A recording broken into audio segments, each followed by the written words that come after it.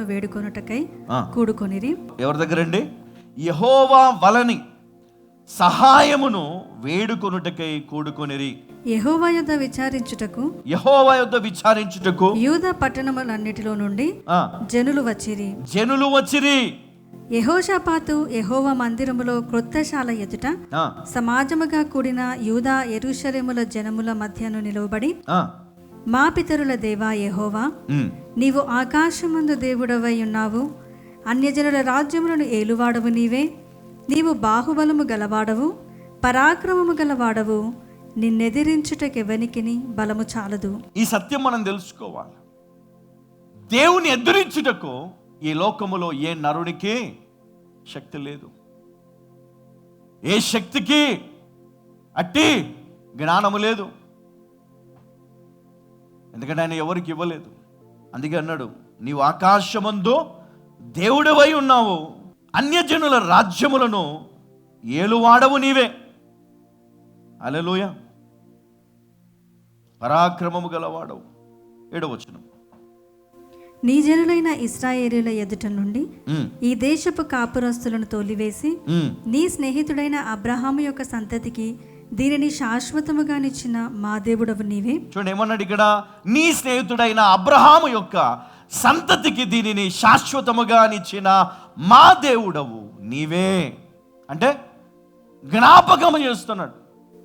మనం ఏమని ప్రార్థన చేస్తాం? మనం చేయమని చెప్తాం. మనకు టైం లేదు, కానీ ఫోన్లో బిజీ ఉంటాం. టైం లేదు ప్రార్థన చేయడానికి. ఎందుకు? ఫోన్లో చూస్తున్నామంటే వాక్యము. గుడికి ఎందుకు? మందిరానికి ఎందుకు? చూడండి, ఇక్కడ ఇంత గొప్ప సమస్య వచ్చింది కదా. మరి ప్రజలందరూ ఎక్కడికి వచ్చారంట? ఎక్కడికి వచ్చారు? మళ్ళీ ఒకసారి, యెహోషాపాతు యెహోవా మందిరములో క్రొత్త శాల ఎదుట సమాజముగా కూడిన యూదా యెరూషలేముల జనముల మధ్య. ఎక్కడ సమాజం కూడినంట? మందిరము దగ్గర. హల్లెలూయా. అంటే దేవుణ్ణి ప్రార్థించుటకు వారందరికీ ఒక చోట, ఒక స్థలం ఉన్నది. మరి నీకెక్కడన్నా ఉందా స్థలము? సమాజంగా కూడడానికి, ఒక సంఘంగా కూడుకోవడానికి నీకు మందిరం ఉందా? దేవుడు నిన్ను ఒక సంఘములో పెట్టాడా? ఈరోజు సమస్య వస్తే నువ్వు ఇంట్లో 4 గోడల మధ్య ప్రార్థన చేస్తూ ఉన్నావు. మరి యెహోషాపాతు అదే చెప్పొచ్చు కదా వాళ్ళకి, మీ ఇళ్లలో మీరుండి ప్రార్థన చేయండి అని. ఎందుకు వారందరు అక్కడికి వచ్చారు? ఆయన చెప్పాడు, ఎక్కడైతే 2-3 నా నామంలో, ఆ 2-3 చాలండి, వాళ్ళు వద్దండి, వాళ్ళు వద్దు, వేస్ట్ అండి, వీళ్ళు వద్దండి, వాళ్ళు వద్దండి, వాళ్ళతో నేను ప్రార్థన చేయలేనండి.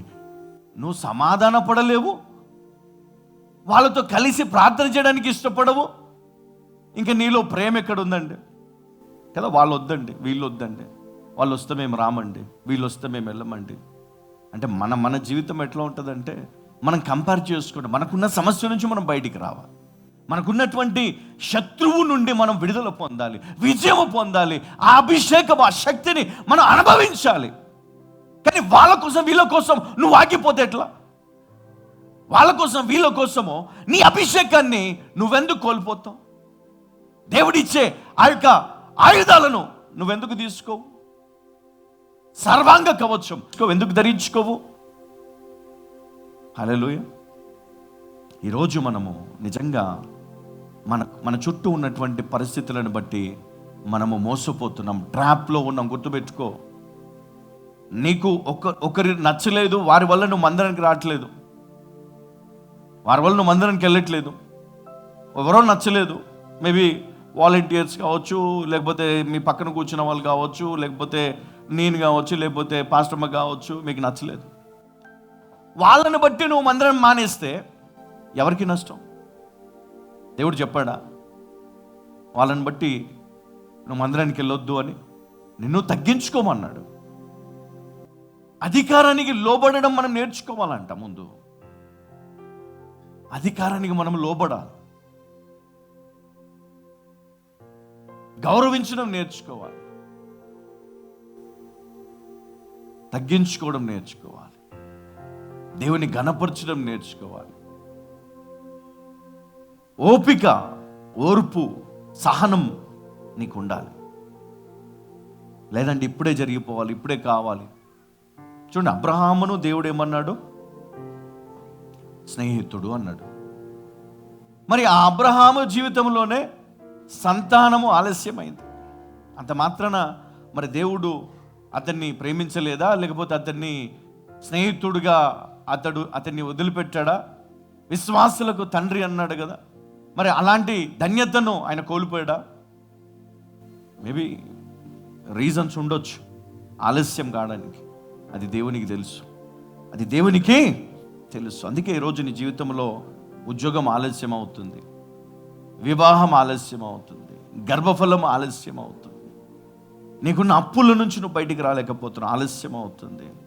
ఇవన్నిటిలో నువ్వు చిక్కుకొని ఉన్నావు ఈరోజు. ఒకవేళ వీటన్నిటి నుంచి నువ్వు బయటికి రావాలా అని నీకు ఆశ ఉంటే నువ్వేం చేయాలంట?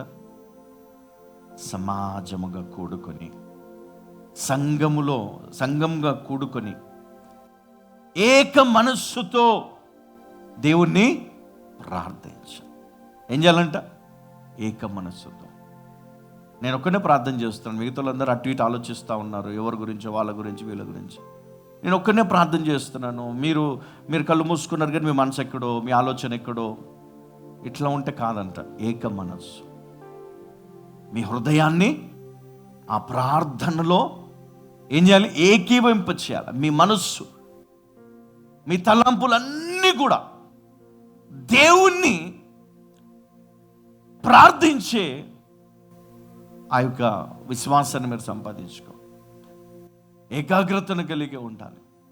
ఏక మనస్సు. ఒకసారి నువ్వు నిర్ణయం తీసుకున్నావు, ప్రభువా, దేవా, నేను ఇక మీదట పాపం చేయను, ఇక మీదట నేను ఇదిగో ఈ తప్పు చేయను, ఈ యొక్క సమస్యలకు వెళ్ళను, ఈ గొడవలకు వెళ్ళను, ఈ విధంగా నేను హింసించను. ఒకసారి నువ్వు నిర్ణయం తీసుకో, ఒకసారి మాట ఇచ్చావు, ఆ మాట కట్టుబడి ఉండాలి. ఈ వ్యక్తి యెహోషాపాతు, ఆయనకు తెలుసు, ఆయన కూడా చాలా విషయాల్లో దేవునికి కట్టుబడి ఉన్నాడు.